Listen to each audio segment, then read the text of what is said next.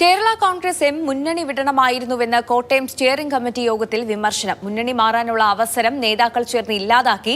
UDFിലേക്ക് എത്താൻ ഇതിലും നല്ല അവസരം വേറെ ഇല്ലായിരുന്നുവെന്നും വിമർശനം. ജോസ് കെ മാണി പങ്കെടുത്ത യോഗത്തിലാണ് വിമർശനം. ഷിനോജ് എസ് കൂടുതൽ വിവരങ്ങളുമായി ചേർന്നു. ഷിനോജ്, നേരത്തെ തന്നെ മുന്നണി മാറില്ല എന്നും എന്നാൽ തങ്ങൾക്ക് ചില ഡിമാൻഡുകൾ ഉണ്ടെന്നും എന്നതൊക്കെയാണ് ജോസ് കെ മാണി വ്യക്തമാക്കിയിരുന്നത്. എന്നാൽ ഇപ്പോൾ സ്റ്റിയറിംഗ് കമ്മിറ്റി യോഗത്തിൽ വലിയ രീതിയിലുള്ള വിമർശനം ഉയർന്നിരിക്കുന്നു. LDF വിടണമായിരുന്നു എന്ന രീതിയിൽ. പക്ഷെ അതിനെയും ജോസ് കെ മാണി വീണ്ടും LDF തന്നെ ഭരണത്തിൽ വരുമെന്ന് പറഞ്ഞായിരുന്നു എതിർത്തത്, അല്ലേ?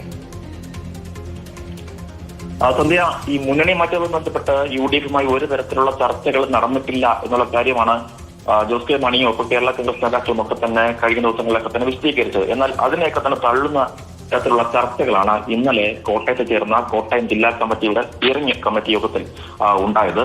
എന്തായാലും ഈ മുതിർന്ന നേതാക്കൾ, പ്രത്യേകിച്ച് ജില്ലയിൽ നിന്നുള്ള കോട്ടയം ജില്ലയിൽ നിന്നുള്ള മുതിർന്ന നേതാക്കൾ ഉൾപ്പെടെ ഇതുമായി ബന്ധപ്പെട്ട, അതായത് LDFിൽ നിന്ന് വിട്ട് UDFിനൊപ്പം ചേരണമായിരുന്നു എന്ന അഭിപ്രായമാണ് ഉയർത്തിയത്. എന്തായാലും ഈ LDFിന്റെ മധ്യമേഖല ജാഥയുമായി ബന്ധപ്പെട്ട അജണ്ടകളായിരുന്നു ഇന്നലെ ചർച്ച ചെയ്യുന്നതിന് വേണ്ടിയാണ് ഇത്തരത്തിൽ ജില്ലാ കമ്മിറ്റി സ്റ്റിയറിംഗ് കമ്മിറ്റി യോഗം ചേർന്നത്.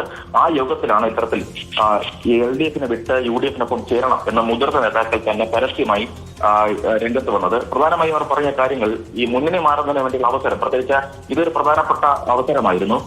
നിയമസഭാ തെരഞ്ഞെടുപ്പിന് മാസങ്ങളുണ്ട്. ആ ഒരു അവസരം മുന്നിൽ വെച്ചുകൊണ്ട് തദ്ദേശ തെരഞ്ഞെടുപ്പ് കഴിഞ്ഞു. അതിനാൽ തന്നെ ആ ഒരു അവസരം മുതലാക്കിക്കൊണ്ട് നിലവിൽ ഇപ്പോൾ UDFിലേക്ക് എത്തണമായിരുന്നു എന്നൊരു ആവശ്യമാണ് ഇന്നലെ ചേർന്ന യോഗത്തിൽ ആ നേതാക്കളൊക്കെ തന്നെ പറഞ്ഞത്. മാത്രമല്ല, ഈ രണ്ടില നോക്കി, അതായത് കേരള കോൺഗ്രസ് എമ്മിന്റെ ചിഹ്നമായ രണ്ടില നോക്കി ആളുകൾ വോട്ട് ചെയ്യുന്ന കാലമൊക്കെ കഴിഞ്ഞു. അണികളിൽ ഒരു ഭാഗം ഇപ്പോഴും കോൺഗ്രസിനൊപ്പമാണ്.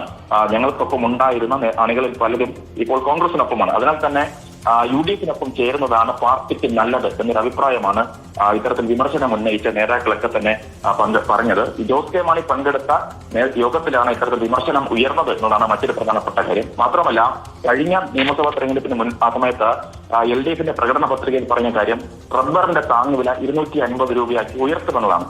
എന്നാൽ 200 രൂപയാണ് നിലവിൽ താങ്ങുവില. അതിനാൽ തന്നെ 250 രൂപ താങ്ങുവിലയാക്കുമെന്ന് കേരള കോൺഗ്രസ് എമ്മിന്റെ ഉൾപ്പെടെ ആവശ്യമായിരുന്നു അന്നത്തേത്. പക്ഷെ അതൊന്നും തന്നെ ഉണ്ടായില്ല. അതിനാൽ തന്നെ വീണ്ടും ജനങ്ങളുടെ മുന്നിലേക്ക് വോട്ട് ചോദിച്ചു പോകുമ്പോൾ അത്തരത്തിലുള്ള ചോദ്യങ്ങൾ ജനങ്ങളുടെ ഇടയിൽ നിന്ന് ഉണ്ടാകും എന്നും ഈ നേതാക്കളൊക്കെ തന്നെ പറഞ്ഞു. എന്നാൽ ഈ വിമർശനങ്ങളെല്ലാം തന്നെ പ്രതിരോധിക്കുന്നതാണ് ജോസ് കെ മാണി ചെയ്തത്. മാത്രമല്ല, വരുന്ന നിയമസഭാ തെരഞ്ഞെടുപ്പിൽ LDFിന് വലിയ രീതിയിൽ വിജയമുണ്ടാകും.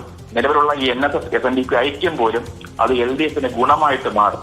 അതിനാൽ തന്നെ ഈ LDFിൽ തന്നെ തുടരുന്നതാണ് കേരള കോൺഗ്രസ് എമ്മിന്റെ നല്ലത് എന്നുള്ള ഒരു പ്രതിരോധമാണ് ജോസ് കെ മാണിയുടെ ഭാഗത്തു നിന്ന് ഇന്നലെ ഉണ്ടായത്. ശരി ഷിനോജ്, മുന്നണി മാറുന്നതിനെ പറ്റി ആലോചിച്ചിട്ടില്ല, UDFുമായി ഒരു ചർച്ചയും നടന്നിട്ടില്ല എന്നൊക്കെ ജോസ് കെ മാണി നേരത്തെ പ്രതികരിച്ചിരുന്നു. ഇപ്പോൾ അത് സ്റ്റിയറിംഗ് കമ്മിറ്റി യോഗം ചേർന്നപ്പോൾ UDFിലേക്ക് മാറേണ്ടതായിരുന്നു, ഇതിലും നല്ലൊരു അവസരം കിട്ടില്ല എന്നതൊക്കെയാണ് അവിടെ ഉയർന്ന വാദങ്ങൾ. എന്നാൽ LDF തന്നെ ഭരണത്തിൽ വരും എന്നൊക്കെ പറഞ്ഞ് ഈ വിമർശനങ്ങളെയൊക്കെ പ്രതിരോധിക്കുകയാണ് ജോസ് കെ മാണി ചെയ്തത്. ഷിനോജ് എസ് വിവരങ്ങൾ നൽകിയത്.